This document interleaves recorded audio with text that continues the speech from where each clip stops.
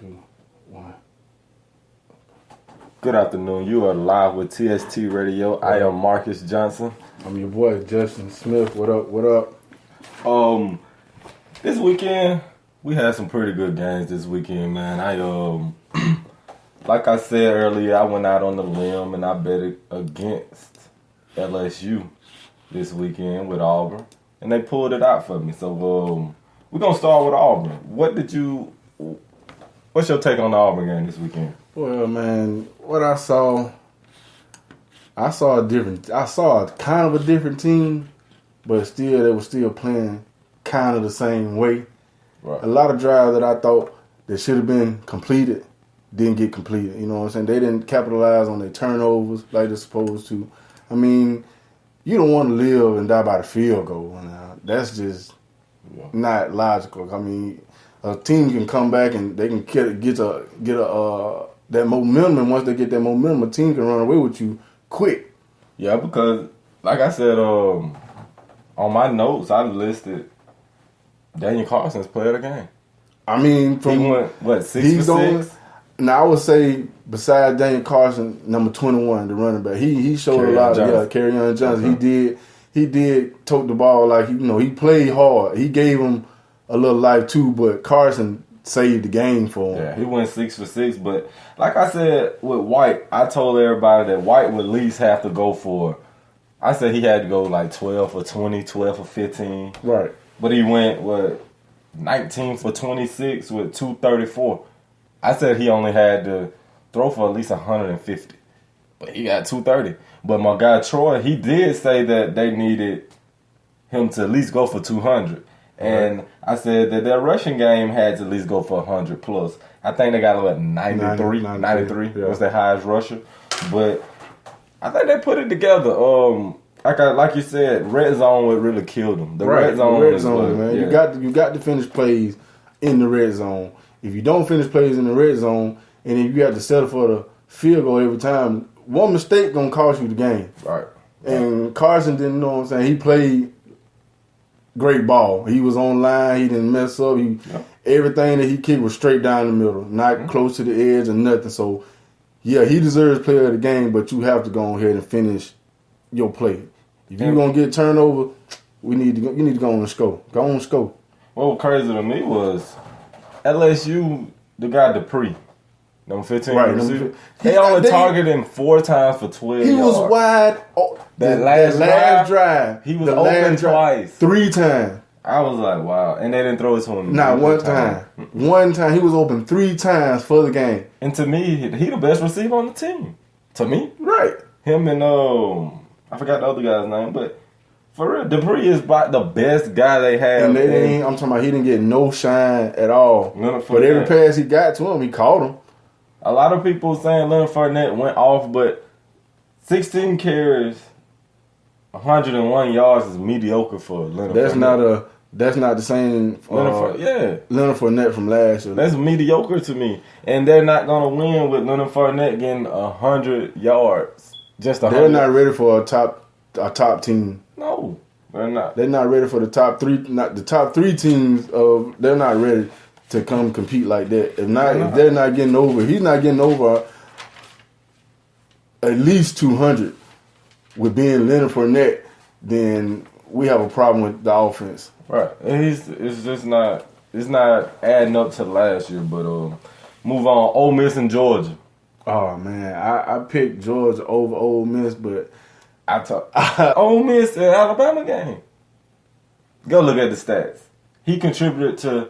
Man, Evan Ingram is the best tight end in the country. I'm telling you. Number 17 for Ole Miss. I know what you're talking about. I'm telling you, man. Ole Miss got one of the, if not the best, they got one of the best receiving cores in the nation. They big. Tall. Yeah, that's what I'm saying. They big. Tall, man. They go up and high point the football. Ain't nobody gonna get no jump ball over them. Either they're not gonna catch it. If they don't catch it, you're not gonna catch it. Cause they so big. I'm telling you. They got some excellent hands on them. I'm telling you, man. What Ingram went six receptions for 95 yards. Then they got AJ Brown. Then they got Stingfellow The guy, he had that crazy last name, Stingfellow, I think his name. I'm telling you, Ole Miss got the best receiving core it is in the league right now. They do. They got the best receiving core right now. But like I told everybody, Ole Miss is just on another level than Georgia right now. I mean, yeah. They're just on another level. I can't argue with you with that, but I just, Knight and Josh Reynolds starting to come together now, right? Yeah, it's just, that was just too much for them. Back to Auburn, did you see the story? They set them guys, set the tree on fire. They got him on, man. They got him on camera, bro. They got him on camera. Well, we know it ain't Auburn this time. At least we know it ain't Alabama this time. Updike was not there. He was not there. You can't blame him. This guy was just sitting up under the tree, and he just lit the tissue on fire. And then he walked over there and got in the crowd and looked like he was a spectator, but looking. But somebody that was over there, it was a young lady. She came over there and pointed him out. The whole crowd came to him. She was pointing, saying he did it. And he was trying to walk away. He tried to get away, but they called it, put it like that. They got somebody in custody for it right now. Wow. So it didn't last too long for him. So he got at least the dude that did. At least they didn't catch him for like what? How long? He told on himself. He called into the Paul Feinbaum show and said he did it. That's how. So he told himself. So this dude here didn't even last overnight. So they called him the next day. Yeah, like he didn't even get a chance to go tell. He called into. He didn't even want to tell. He wanted to leave. Yeah, he was real mad. But they won. What you mad for? You won. I wonder was he a LSU fan? Oh, he looked like he was an Auburn fan. He was real. The clothes he had on was dark. So I believe that was one of them dark blue Auburn shirts with the Pfizer and everything. That was he had on. Yeah.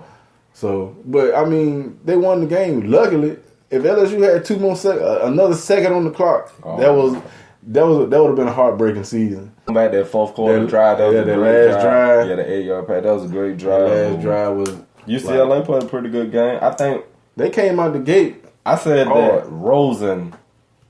Rosen is one of those. Remember how Bo Wallace? They used to say Bo Wallace, the good Bo, bad Bo. Yeah, that's how Josh Rosen is to me. Sometimes you get the good Rosen, then sometimes you get the bad one. But in the fourth quarter, they outscored them 21-7. So that's it. Dobbs went 319 yards for a touchdown. Dobbs, he showed up. That first half, I think Tennessee dropped 10 passes, 10 passes. Their receivers, they were not. I think they said the first half. They dropped more passes in their first half than they done dropped. They were not clicking in 10 games. I don't know what was said in that locker room at halftime, but they came out. The third quarter hit, it's like they were clicking on all cylinders. It was at it. They did not disappoint. Right at the end, they really wanted this game. So I said that early that Tennessee was gonna show up this year. I ain't think they didn't want to go back with that streak going like that. And ain't this Dobbs last year? Or he got one more year?